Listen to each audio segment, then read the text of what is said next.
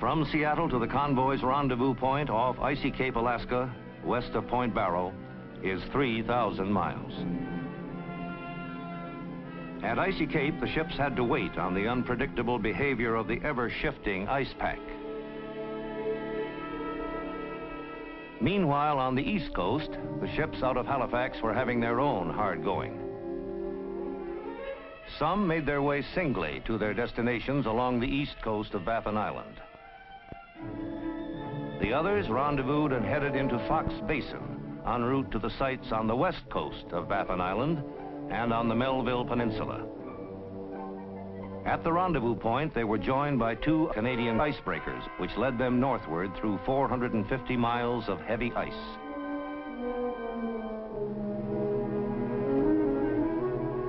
After 8 days of nervous going in the uncharted seas, 8 days of steady grinding with no advance at all on some days, the convoy made it to the Melville Peninsula.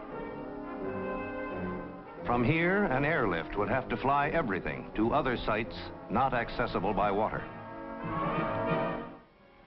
Inland from a staging area at Edmonton, Alberta, material for some of the central sites was shipped by truck and rail to the river town of Waterways, where it was put on barges.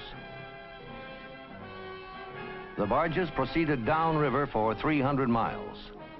Then, because of rapids in the river, the entire expedition had to take to the land for a portage. Even the new tugboat acquired for barge operations had to make it along this 25-mile stretch of terra firma.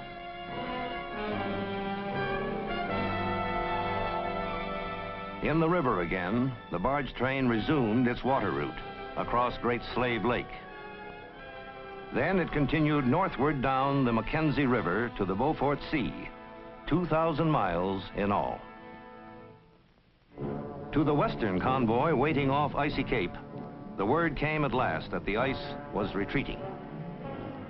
But still it was touch and go, with the icebreakers clearing the way.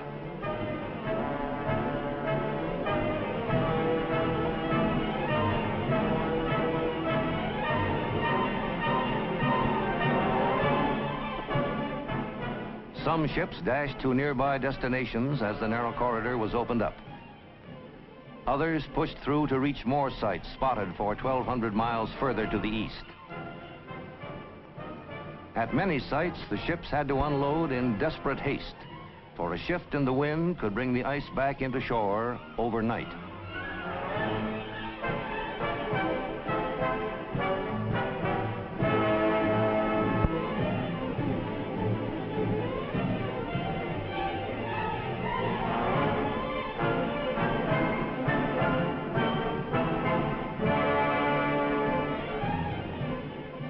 Through late August and into September, the unloading of the ships proceeded along the full length of the line.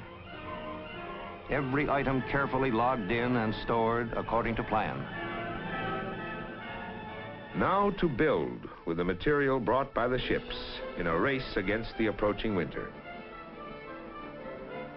Work was rushed on the permanent living and operating quarters.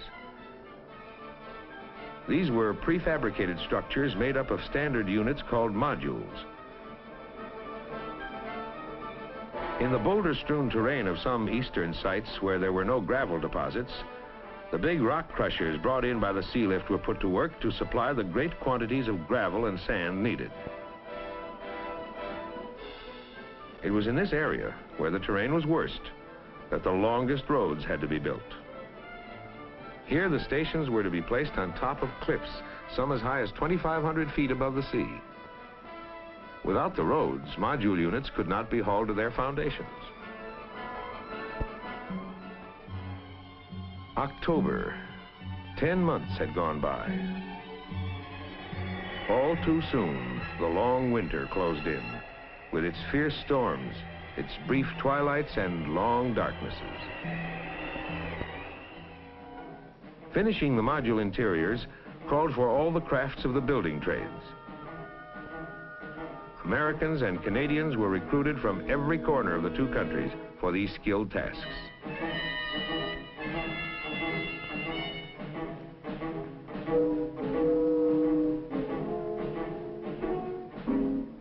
module concept solved the problem of providing shelter on the dew line that would be adequate, comfortable, and safe, and could take it from the savage elements. At the same time, began the all-important task of installing the radar and radio equipment.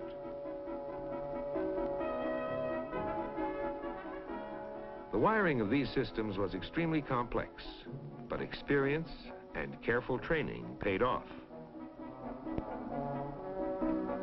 They were ready now to install the radar control consoles, being flown up by the Air Force from a Western Electric plant in North Carolina. But some sites had no landing strips for the big cargo planes. To these, a helicopter had to shuttle in the 1.5-ton crates containing the consoles. Another job for the C-124s that winter was getting the big antennas of the search radars to the line from an Air Force base in Delaware. The delicate matched parts of each antenna were packed in 17 crates, especially designed in assorted shapes and sizes to fit into 2 C-124s. With the installation of the control consoles, the inside electronic work was well underway. The stations were still locked in the grip of the second dew line winter, but the crews could not wait longer to start on the steel tower work. They blasted holes for the foundations out of the frozen earth.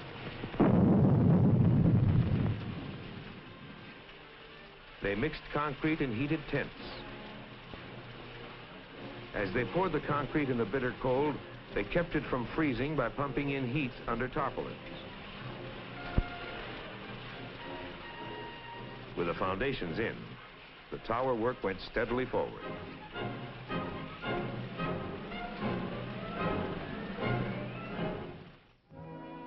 June of the second year. 18 months gone, 14 to go. Summer in the Arctic brings a bloom of wildflowers, and temperature sometimes as high as 60 degrees. More often the temperature stayed near freezing, but the wind subsided much of the time. Then it was good weather for erecting the search radar antennas.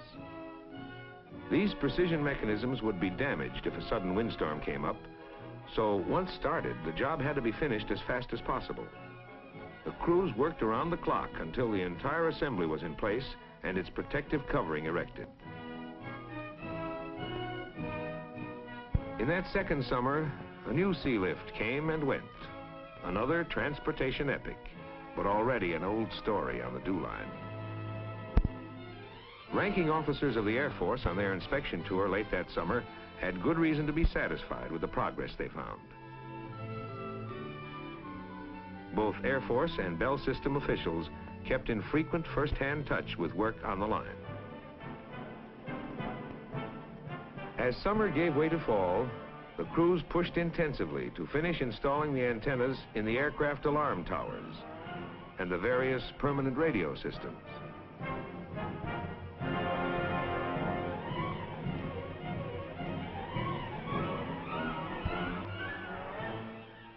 When the radio antennas were up, the stations of the line would be able to communicate with each other more dependably, and the line could communicate with the air defense control centers far to the south. With permanence completed at most of the sites, the airlift was giving full year-round service to virtually the entire line. Some of those new permanent airstrips in the rugged eastern terrain were pretty, well, rugged.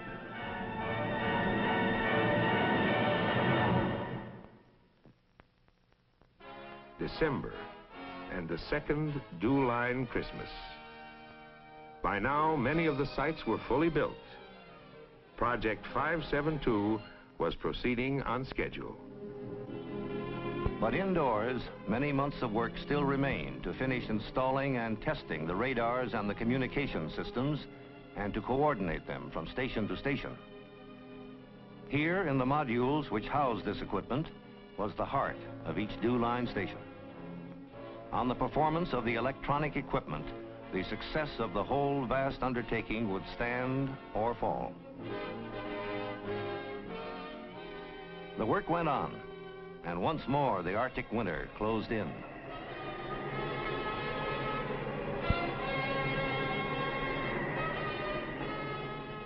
Often the expression snowed in had a completely literal meaning.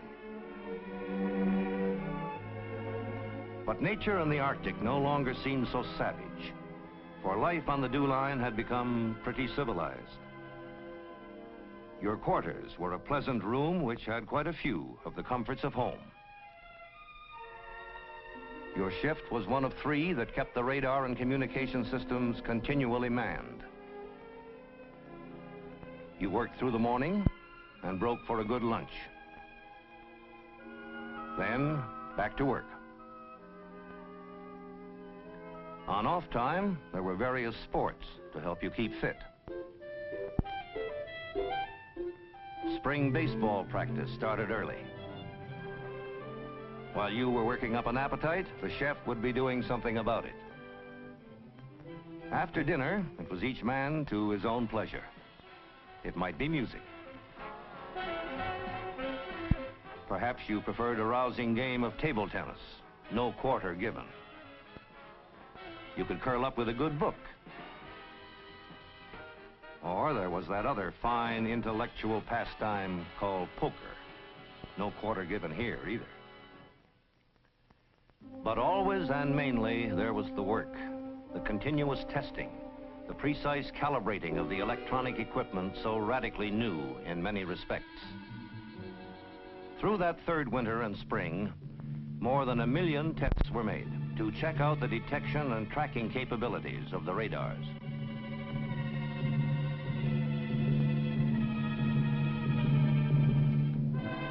July 31st of the 32nd month since the job began. On that day, the DEW Line system was declared officially operational, completed on schedule, in about half the time such an undertaking normally would require, even in a civilized area. Henceforth, the Canadian and American people would have a distant early warning line guarding them against attack from the north. But the building of the DEW Line has done more than provide a vital warning system. It has conquered the far northern wilderness. This remote part of the world may now be put to whatever purposes men wish. The DEW Line stations may in time be further equipped, taking advantage of new technological advances and meeting new military threats. But perhaps the true historical role of the DEW Line will prove to be the opening up for peaceful and productive purposes of a vast new frontier above the Arctic Circle, the untapped resources of which we have as yet barely glimpsed. That would be the finest reward of all for the men who built the DEW Line.